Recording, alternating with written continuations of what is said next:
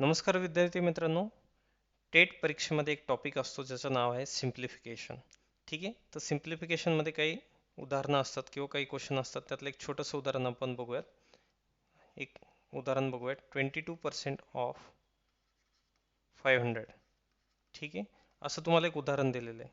आता याच्यामध्ये एक गोष्ट लक्षात ठेवा, पर्सेंटेज म्हणजे झिरो झिरो किलर. काय लक्षात ठेवायचं आहे? पक्क लक्षात ठेवा.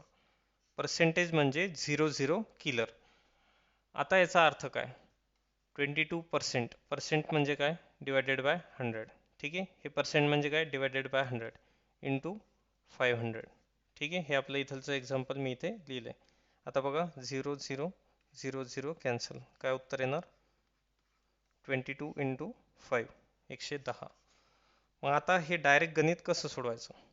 22% ऑफ 500 दिलेलं आहे, पर्सेंटेज दिलेलं आहे, डायरेक्ट 0 0 कॅन्सल करा, 22 ने 5 ला मल्टिप्लाय करा, उत्तर येणार 110.